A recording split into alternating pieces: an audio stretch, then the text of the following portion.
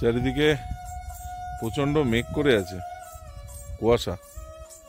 আমরা ওই কালকে যে হোমস্টেটাতে ছিলাম মেঘবিতান, সেটা ছেড়ে দিয়ে আজকে তার পাশে এখানে কমল হোমস্টেতে এলাম। এই কাছেই, এখানে এই রাস্তাটা দিয়ে মেঘবিতানটা নিচের দিকে ছিল ওইদিকে, তো ওখান থেকে একটুখানি উঠে এলাম 2-3 মিনিট। উঠে এসে এই জায়গাটা একটু বেটার মনে হচ্ছে, ভালো লাগছে।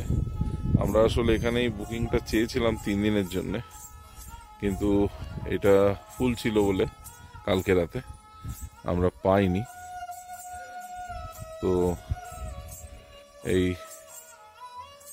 এদের জায়গাটা, এই চা বাগান, ওই একই চা বাগান যে চা বাগান আমরা ওদিকে দেখছিলাম, সেই একই চা বাগান। আর সেই চা বাগানের সামনে এই সুন্দর একটা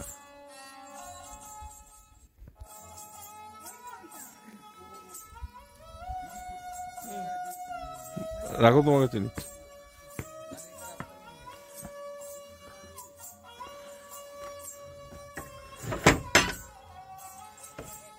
এই ঘরটাও খুব সুন্দর, সাজানো গোছানো।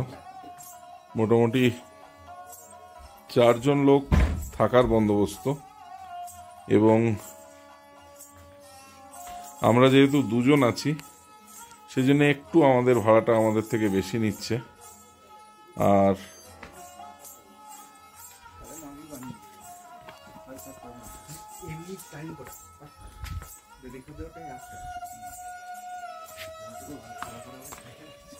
সামনে বসার জায়গা আছে, ঘরটাও ভালো। আমাদের যে টাকাটা এখানে নিচ্ছে 2 জনের জন্য খাওয়া দাওয়া নিয়ে, সেটা 3100 টাকা প্রতিদিন, মানে 1550 টাকার মতো। তবে এখানে যদি বেশি লোক থাকে তাহলে এই টাকাটা কমে যাবে, তখন এটা কমে যাবে। বাথরুমটাও বেশ ভালো, পরিষ্কার পরিচ্ছন্ন, এবং সবথেকে ভালো ব্যাপার, বাথরুমে একটা আলোর বন্দোবস্ত আছে, বাথরুমে আলো আসে। বাথরুম অন্ধকার হলে আমাদের খুব একটা ভালো লাগে না। তো সব মিলিয়ে এই জায়গাটা বেশ ভালো। এখানে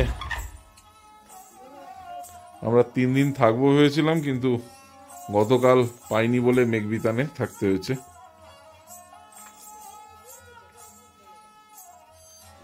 আর সব থেকে ভালো হচ্ছে এই বারান্দায় বসে থাকা যাবে, কিংবা বারান্দার সামনের এই জায়গাটা, এখানে কাঞ্চনজঙ্ঘা দেখা যায় বলছে, কিন্তু এখন তো প্রচণ্ড মেঘ, ন্যাচারালি সেই সুযোগ আমাদের নেই।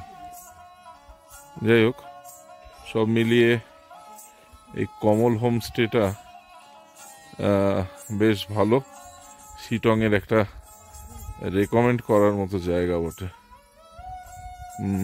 এর পেছন দিকটা, এখানে চা বাগানটা, ওই যে চা বাগানে একটু আগে আমরা ঘুরে এলাম।